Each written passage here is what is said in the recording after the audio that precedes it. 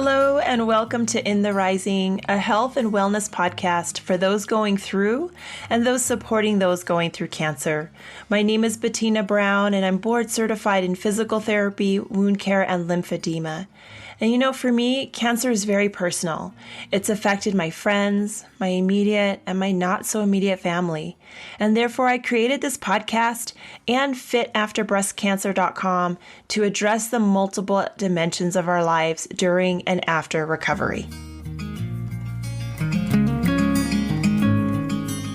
Hello, and welcome to the first episode of 2025.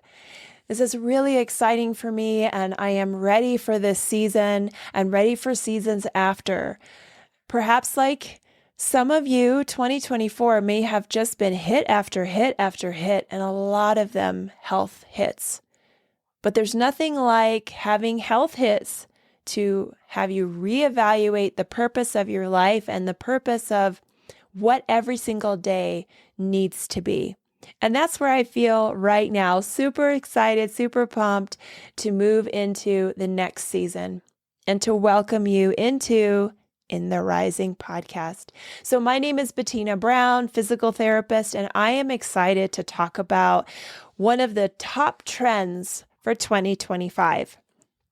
So I like to see what's going on, and especially as a physical therapist, I've been doing this just shy of 19 years, trying to stay invigorated, excited about this profession that I've dedicated years to and seen hundreds of thousands of patients at this point.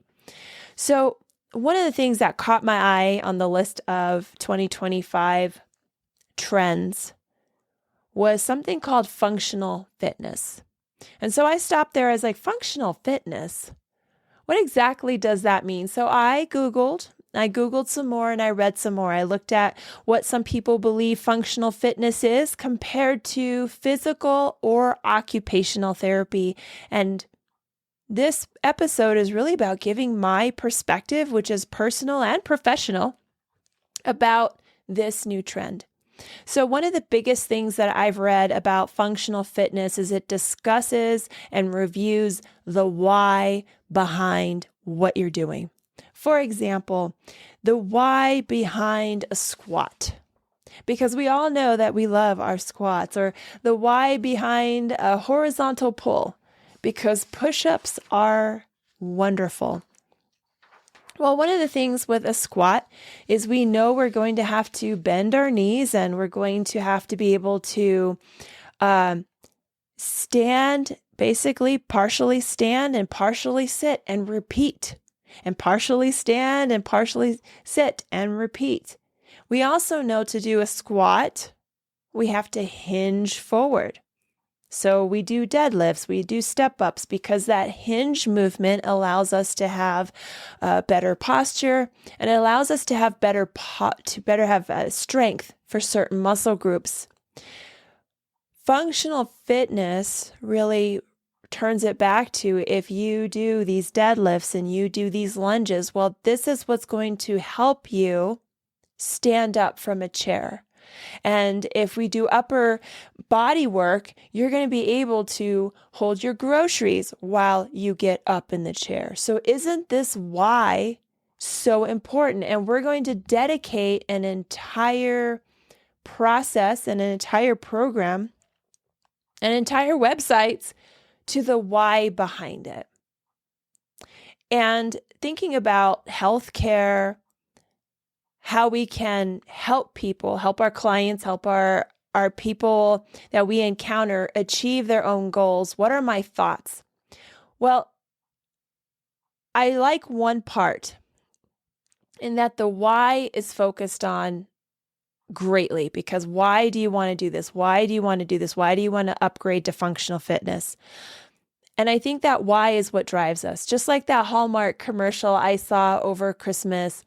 That was really cool. And I'm not big on the Hallmark commercials, but I loved it. And it was about this grandfather who had a picture, and you didn't see what it was till the end of the commercial. And he continued to work out. And the goal was so that when he sees his granddaughter, he'd be able to lift her up. That was his goal. He had his why in front of him. Now, physical therapy, and I've seen it described interestingly in some of these websites, is it's all about recovery from surgery. It's recovery after an injury to progress to functional fitness, which to me is interesting because that's what physical therapy is all about.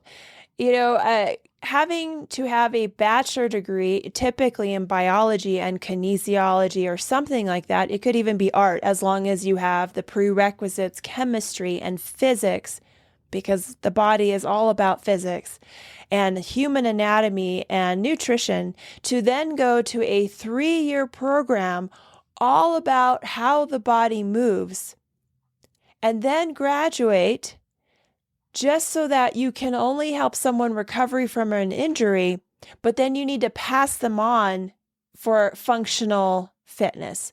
That's a little mind-blowing to me. I find it interesting that 7 years of education is so you can pass it on to someone who's a personal trainer. I kind of struggle with that thought. And I don't even think it's completely accurate. I don't. And I would love someone to challenge me on that because I don't follow that line of thinking at all. What I love is the idea that functional fitness talks about the why, where physical therapy, I think we could do a better job of it. But when you come in, one of the things we have to write is, what is your goal? What is your why?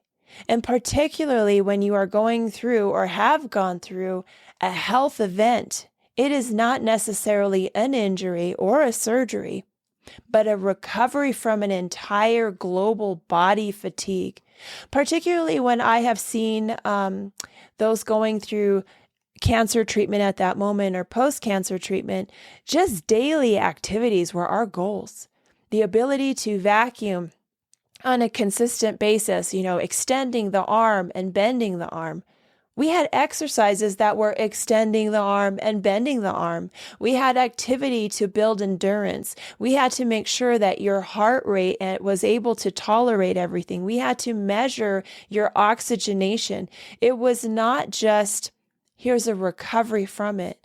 So when I did Google some functional fitness versus physical therapy, even some articles by physical therapists, I was left more confused because I feel functional fitness is a really so much more interesting and sexy term than physical therapy, because as a physical therapist, I don't get a lot of people who are like, yes, I'm going to PT. But I do in the world where we're moving into different terminology of more holistic things. This is for my function. This is fitness for my why. That sounds just so much more interesting than physical therapy, right? So I think it is a little bit more about marketing to help someone as opposed to actually being any different. What is the point of this episode? I also looked as a physical therapist and working with my partners of occupational therapy. I could not find anything about functional fitness and occupational therapy, because standing and sitting from a chair is the same action of standing and sitting from a toilet. To functionally be able to grab your anything from the cabinets, any of your dishes, or to grab any of your clothes, that is usually by our occupational therapy counterparts, your activities of daily living. And not to say that a physical therapist can't work with someone to get anything out of the cabinets, and not to say an occupational therapist can't work on any walking with someone, because usually you walk to the bathroom from your bed. I kind of lost what this entire field is, because it already exists. It already exists. And I'm really in support of anyone who is looking for a provider, looking for help, to ask appropriate questions. If your functional fitness person is an occupational, which I haven't found, but it's possible, or a physical therapist, great. But really, we're highlighting what this profession is already doing. And this profession has done very well for close to, and if not over, 100 years. Again, we're continuously improving.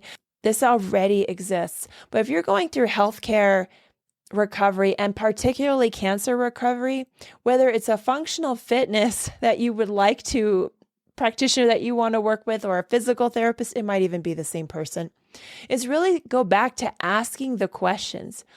Those who work with those going through cancer have a different understanding of exercise tolerance. They have a different understanding of that raising the arms overhead and doing some of these activities overhead may not be the first things we want to do after a surgery. If you've had lymph nodes removed, there are certain activities and endurance activities that can be brought on at a much slower pace while being monitored to not activate any lymphedema, for which there is no cure.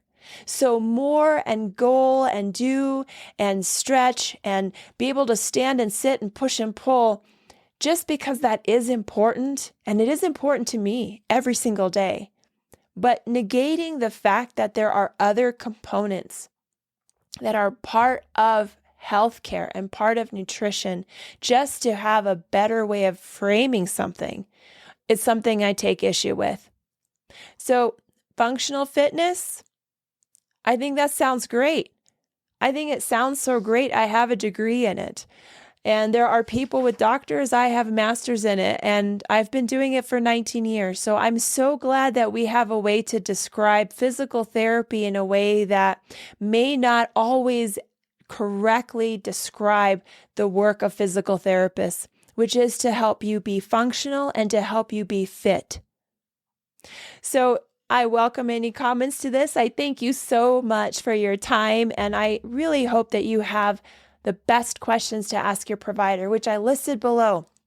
Ask questions. We do so many investigations of who's going to come lay down our floor and what kind of builder do we want and what kind of car do we want, but we don't often do that with healthcare practitioners. We should be able to have answers for you when you ask them. So thank you so much for your time. I'm so excited that you've been with me today. Be sure to check out my website, fitafterbreastcancer.com, or Rising Within Life Coaching, looking at what is next from an emotional, from a physical, from a spiritual component.